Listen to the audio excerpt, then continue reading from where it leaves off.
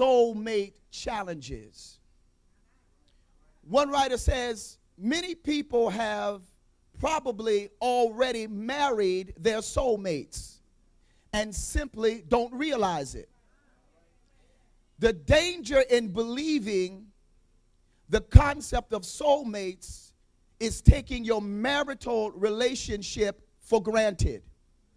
That is, just because soulmates are in tune with one another and are willing to take responsibility for their role in contributing to conflict and are both committed to making the marriage a successful one, the marriage can still fall apart if other essentials such as love and respect and communication are missing. There can be, this writer says, there can be temptation to bail out of an unhappy marriage because you think your spouse isn't your soulmate. They say if you think that marrying your soulmate will mean a life free from hard times and conflict, you are not facing reality. If you think you're not married, if you think you've not married your soulmate, they say don't just walk away from the relationship for that reason alone. Spend some time getting to know yourself a bit better first. Watch this. Here's the key. They say because you can't find your soulmate if you haven't found yourself.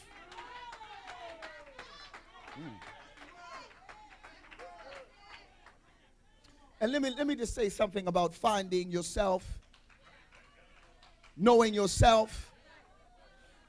I know most of us in here, you know what your zodiac sign is. But do you know what your personality classification is? Do you know what your personality temperament is? Do you know what your spiritual gifts are? Do you know what your calling is? I know you know your zodiac sign. And you got to understand that that's significantly important. Because again, like they say, you can't run around talking about I'm looking and waiting for my soulmate, and you haven't even found out you. Watch. It's kind of like this. It's kind of like if you're going to get your car fixed. Whenever you go to get your car fixed, the first thing when you bring the car in for the repairs, et cetera, et cetera, et cetera, they're going to ask you what type of make and what is the model of the car.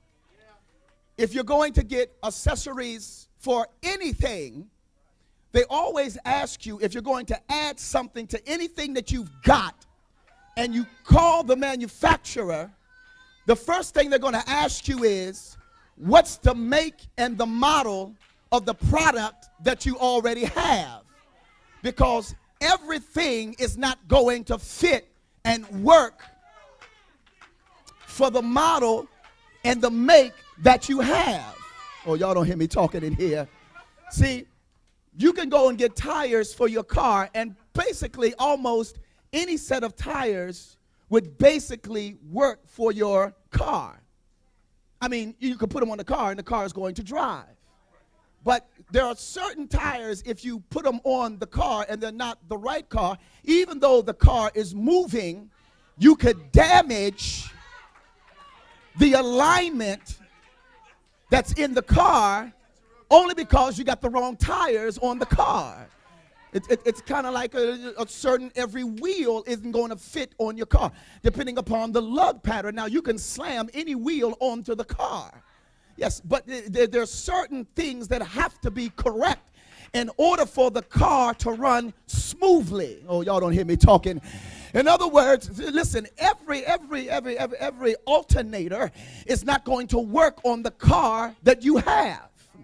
Every kind of fan belt isn't going to work on the kind of car that you have. Your car is designed for a certain fan belt. It's designed for a certain alternator.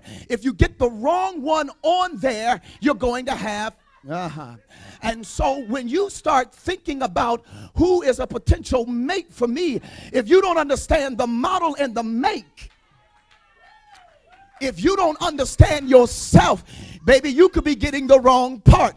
And even though the part is working, it could be causing damage that you don't even know. Y'all don't hear me talking in here.